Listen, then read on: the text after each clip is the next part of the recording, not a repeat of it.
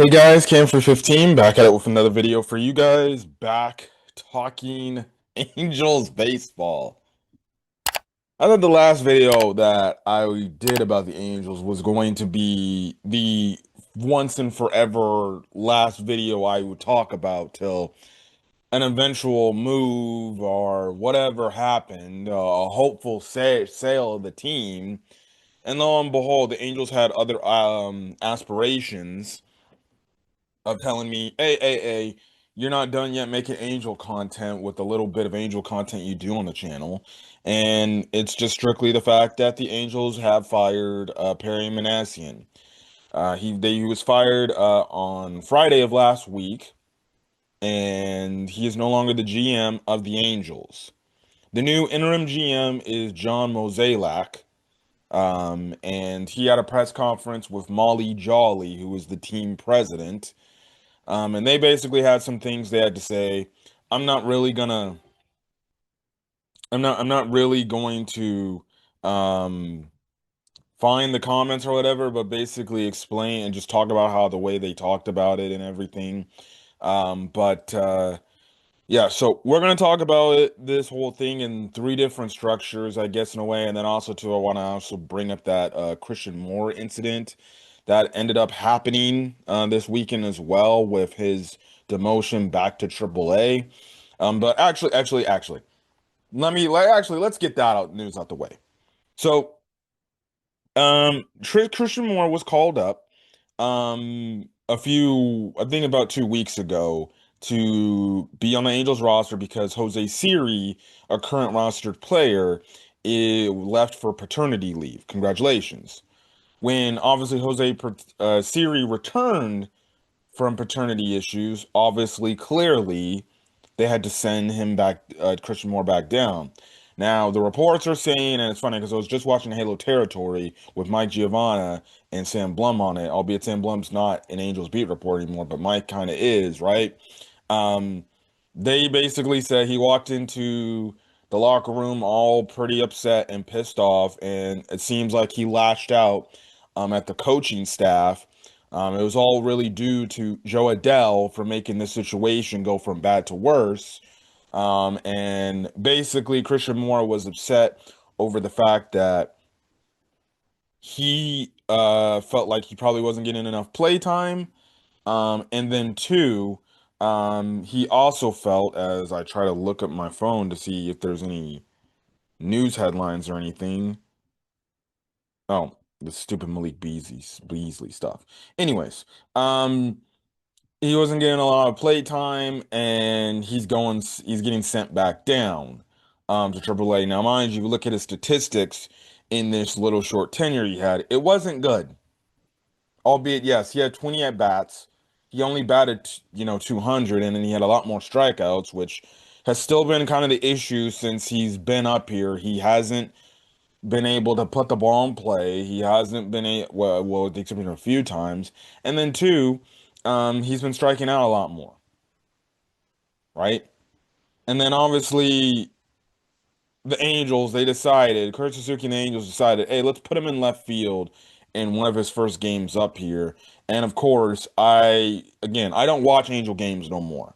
Like, I'm not wasting my time. I'm not wasting 2 hours to watch an Angel game and anything. I'm kind of like not watching anymore until realistically the owner sells the team. Like, I'm not gonna pay attention to the product on the field because if the owner does not fucking care about winning, then why the fuck should I care about the freaking why should I care about this team and me watching it? I'd rather go do something else.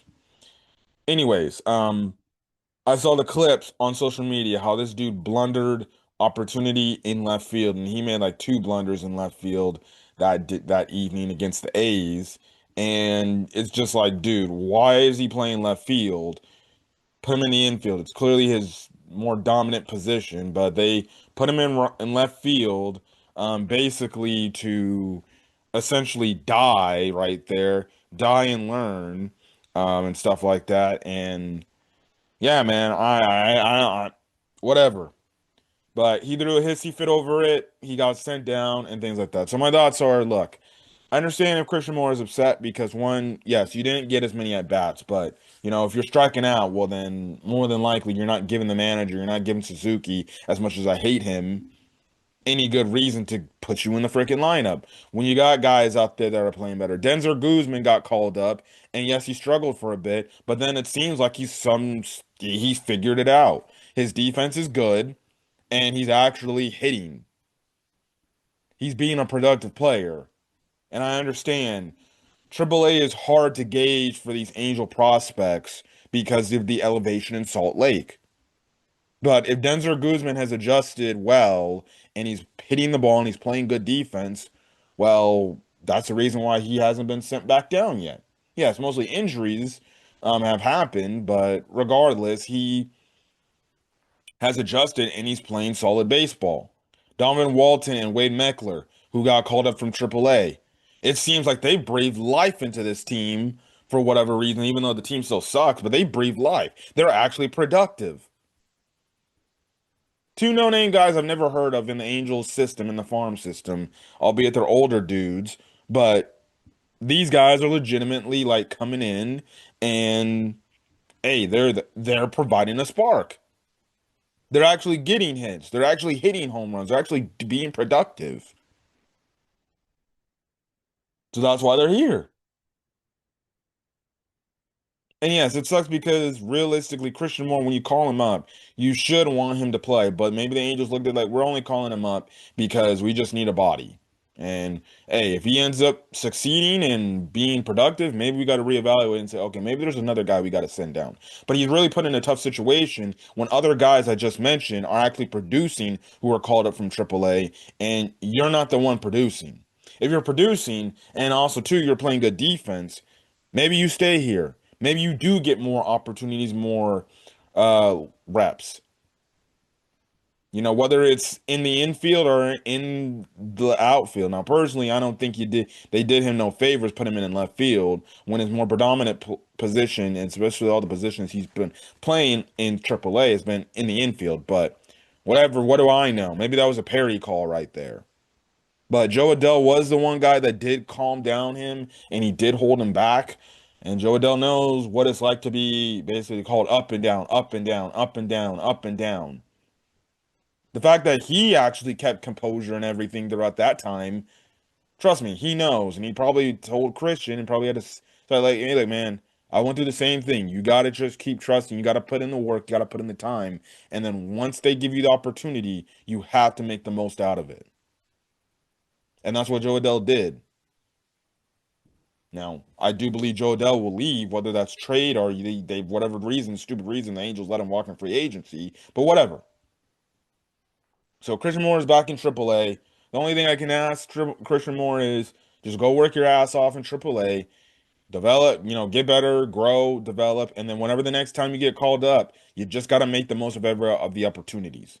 Even if it is in a limited role, which means if you're getting 20 at bats, well, you better go 10 for 20, or you better go 12 for 20, and make it a reason as to why the Angels got to keep you down here and keep you in the lineup.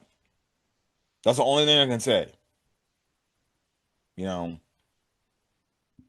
It also doesn't really help that he did this. It's not a good look because now that gives maybe a reason for either John Mozeliak or maybe a future Angels GM to potentially trade him because they're like, oh yeah, this guy was complaining in the locker room, this one day in 2026 about being sent back down to AAA. That's not a good look because now that gives either Mozeliak or a new GM an incentive to trade you and say, well, I never picked you. You're a solid player, but I never picked you. The last GM did. So we're going to deal you for maybe a player that we can just acquire or something like that, right? And you can go get play time somewhere else. Anyways, moving on from that news. Again, Perry Minasian getting fired. I think it was a shock to all Angel fans that the news came out and then they fired him. Like I'm over here working and I get a notification, or actually I scroll up on Twitter because I had the time to, and I see a post from the Angels and I read it and I'm like, relieving him Perry Minasian. I'm like, whoa, whoa, whoa, what the fuck? And then I saw, oh no, yeah, they fired him. And John Mozeliak is the newest, or is the newest GM. He's the interim GM. Him and Molly Jolly talked on Saturday, because they fired Perry on Friday, an hour before the game, right? So John Mozeliak, basically is taking over. Him and Molly Jolly had basically a press conference, um, essentially, you know, Mosaic basically what he was kind of saying. Well, one, Mosaic is a very long tenured person that's been in the MLB in a front office capacity. His main position he's been with, because he was with the Rockies, I think in the late 90s, and but he's mostly been with the Arizona. Um, the St. Louis Cardinals, and he was the guy that kind of headed the ship there with everything that they got there. Basically, rebuilt their farm system. He was the guy under the watch that got them the 2011 championship. He's also the guy that stood pat and let Albert Pujols come to the Angels instead of overpaying for him and everything. So, this guy is very knowledgeable. He's very well known. He's very experienced, and I don't have to say quotes from what he said, but legitimately, when you heard him talking in the press conference, he sounded a lot different than how Perry sounded. He sounded like he knew what the hell he was talking about. He sounded like calm, composed, collected, was really honest with the media and just saying like, look, we haven't been good, and I got to look at everything. And my job here is to look over at everything and see, hey, what's the best possible course to go forward for the future of this organization. Now, apparently, he has no plans to be the long-term GM, because he said realistically his jobs are to look over the roster, really look over the farm system and see how that's going, and then also help the search for a new GM. Yeah, apparently he has no aspirations in wanting to take the job in a full-time capacity, because that was asked to him. Um, he sounds like, yeah, maybe it's something I could look into, but it sounds like he really doesn't want the job. I guess I don't blame him. Like, dog, he was in front office baseball for like damn near almost 2 decades. I think at some point you would think after, your tenure with the Cardinals, boom, yeah, okay, that's it. I'm done.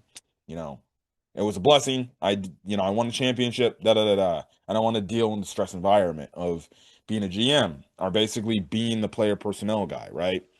Um, so it's like, I guess it makes sense for him. And as long as he helps the search for a good candidate, there's that. Also, too, it's the way he sounded like a realist and everything. Like, obviously we know the whole issues of Artie Moreno and us, him hamstringing the fucking GMs, because I still live by the mindset. It don't matter who the GM is. It don't matter who the manager is. It doesn't matter. Artie's gonna hamstring guys because he wants to save money any way he can. He wants to save all these dang pennies, like as if they're gonna be yada yada yada. Yet this guy is a millionaire, a billionaire, whatever he is, and he won't let his GM have the autonomy to do it. Now, from the way it sounds, mind you, it sounds like he's giving Mosaic the autonomy to do whatever he needs to do, as well as, I guess, Molly Jolly, because we found out Molly Jolly actually was the person that fired Perry Minasian. She was the one that told Perry, "Come into my office. Here's your pink slip. Goodbye."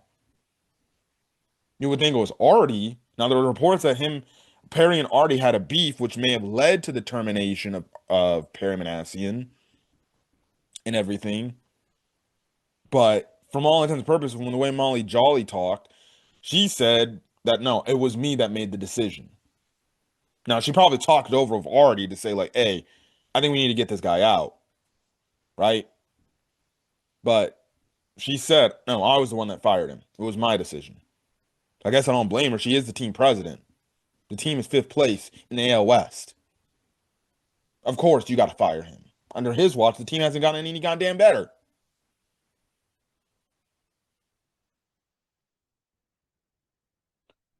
Anyways,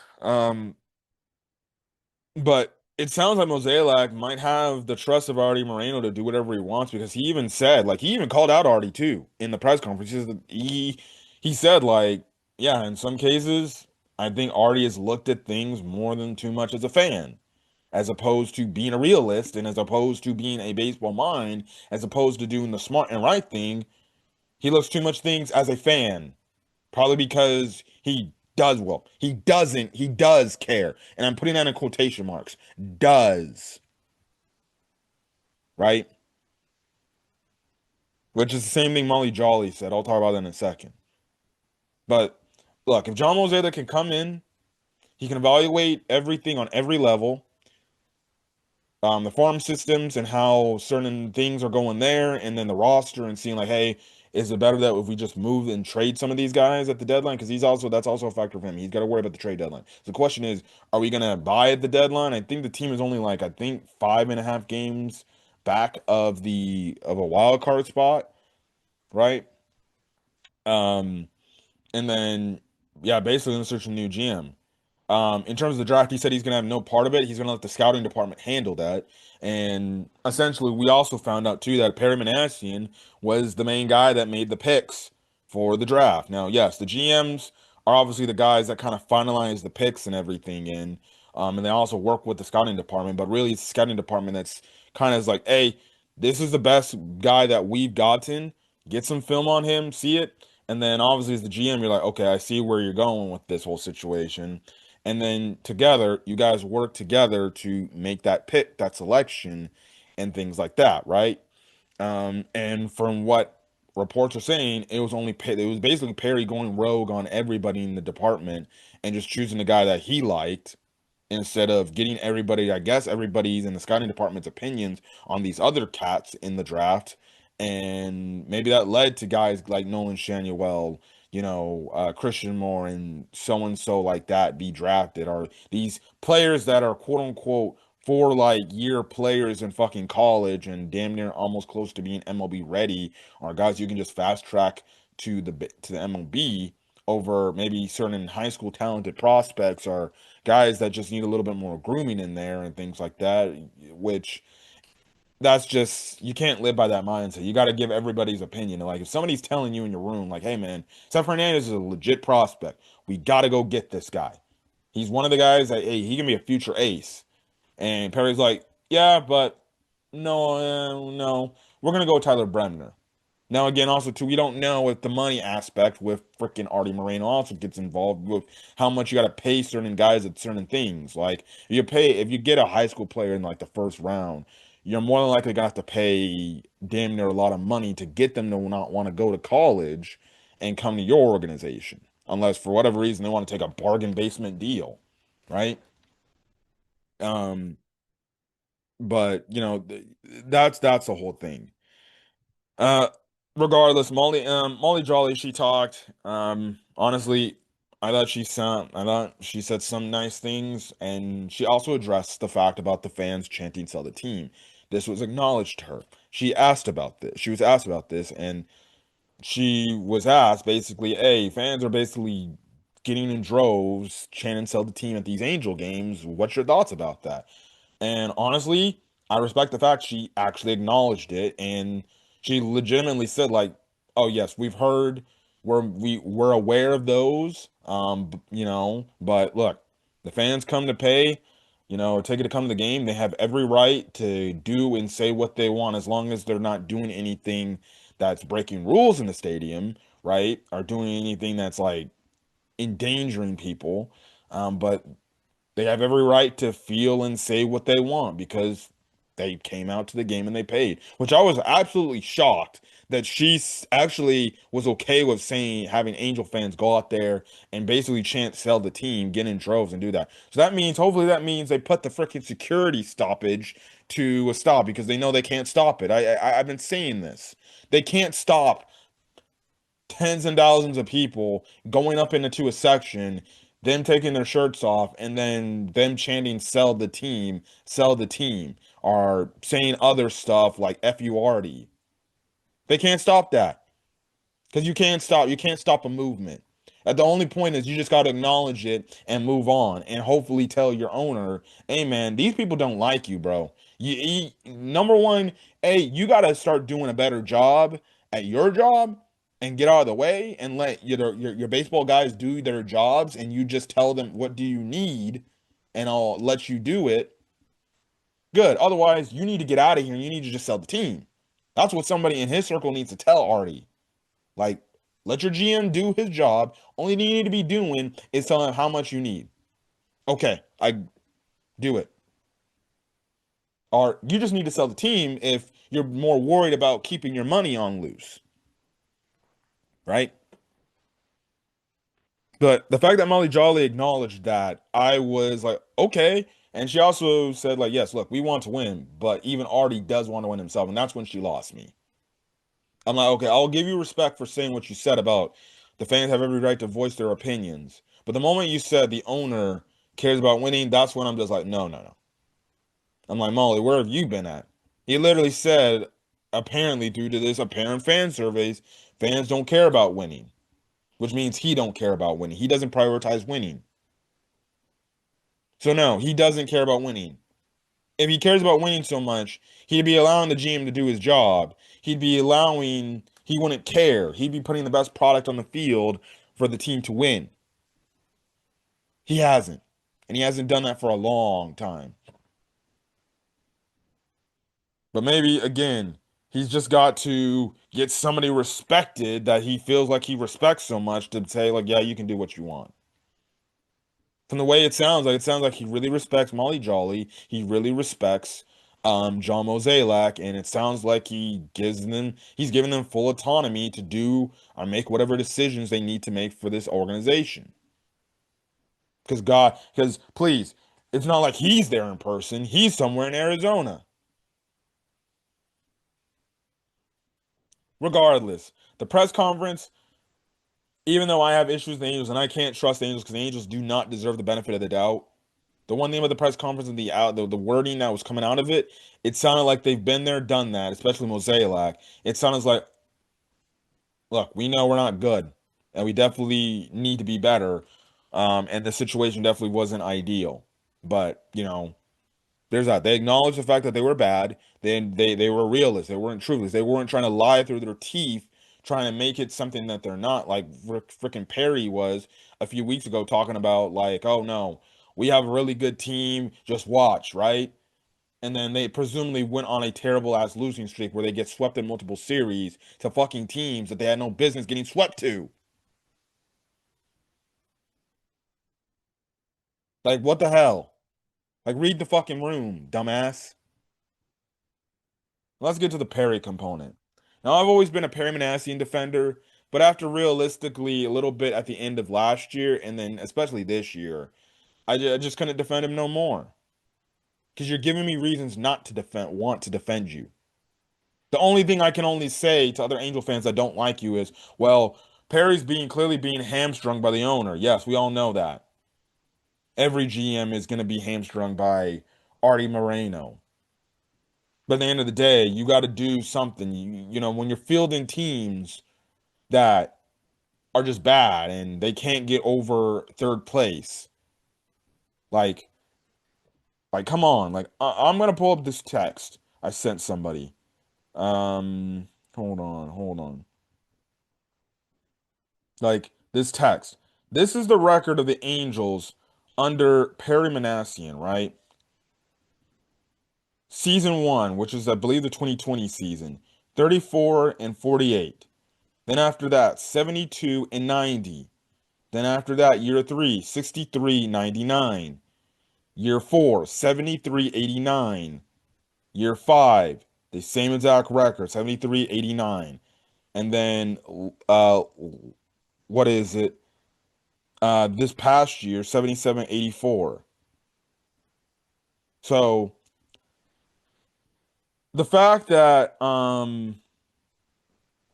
like this guy did not get over 80 wins in his entire tenure. Like, what are we doing? Like, what are we doing here? The record is not proof. And then obviously, when you're damn near almost dead last in the AL West, like this year's AL West is fucking mid. The Seattle Mariners are not freaking taking off like people thought they were. Freaking Cal Raleigh is legitimately like batting 100 something in the mid 150s.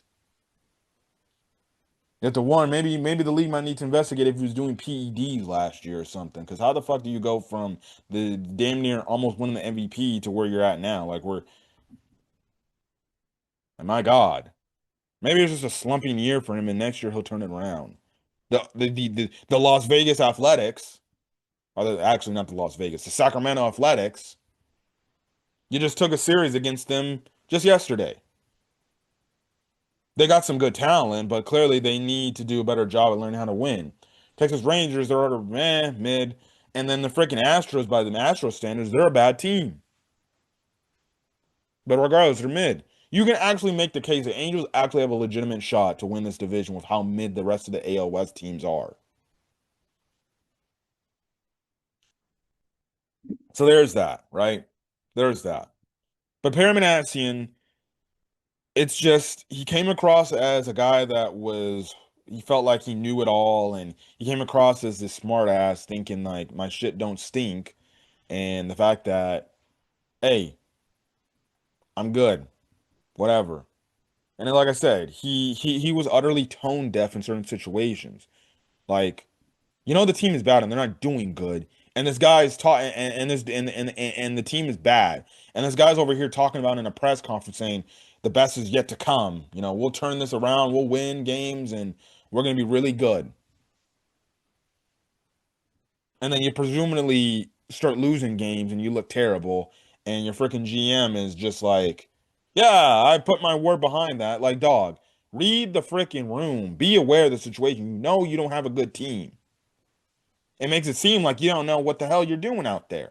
It makes it seem like you're clueless. It makes it seem like you're not watching it. Like, is this guy blind? His free agent acquisitions were just got awful. The only good thing he has to say is probably his international signings for international players coming from the Dominican Republic or Venezuela or all these other countries, Latin countries. That's the only good thing he's had. Outside of that, he hasn't done much of nothing. Free agent wise, he's been trash. Drafting, you can make some questionable moments about his draft, but regardless, he's done a solid job at drafting. It's not like A plus level, but it's solid. It's like a solid B minus C plus level. That's okay. But he clearly had no idea what he was doing. It was in over his head. And again, based on what we'll see with Mosaic, like if he trades guys, like the report was saying the Angels are not open to trading Detmer, Soriano, and Adele. If Mosaic actually trades those guys and Perry didn't, well, maybe that just tells me that maybe Artie never had complete confidence in Perry. Now, that's more of an Artie problem than why the fuck did you hire this guy if you're hiring a guy that is incompetent and you didn't know if he could do the job? Why did you hire this guy? Like, what did he say in the interview process way back when he first got the job that impressed you so much to why you had to fire him? Or maybe you just didn't want to hire a GM that was willing to tell you straight, like, no, dude, I'm only coming here if I'm doing this, because your ass needs to get in line. And maybe Perry was just like, no, man, boss man, if you want what you want, I'll do it.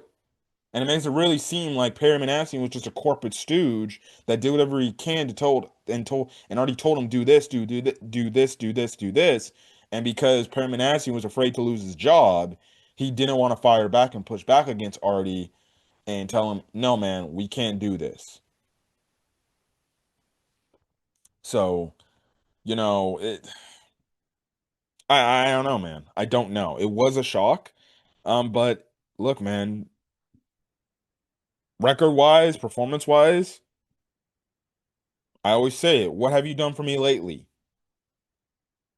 What have you done for me lately? And that is the fact that the best the Angels did under Perry tenure was finish fourth or fifth place. And Perry hasn't done anything for the Angels.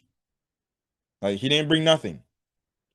Like this year alone, with how bad the bullpen is, compared to how good the bullpen was last year, the bullpen is trash. So honestly, I'm okay with Perry being gone. It is what it is. Now, I personally still don't think no GM has changed anything unless I see otherwise. But there's that. And also, too, maybe some people have been speculating, maybe this is the whole thing to set up for Artie Moreno to eventually sell the team. And a potential buyer is like, get rid of this guy because I don't want him stuck around here with me.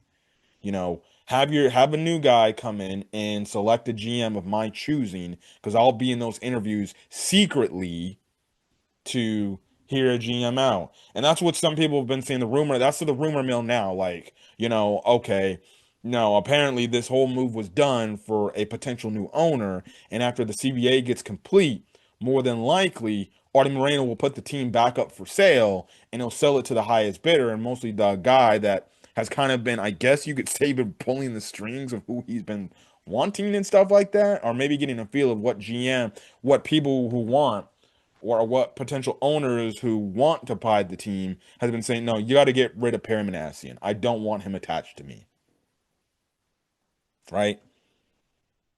So for all we know, maybe this is a whole thing because there are rumors that people do think, some Angel fans have been coming up with speculations, rumors that, hey, after the CBA is done, Artie Moreno will put the team up for sale and he'll sell the team. The reason why he hasn't done that yet, or why he hasn't done it, because he knew the CBA was coming up and he knew there was no certainty of what the hell's going to happen.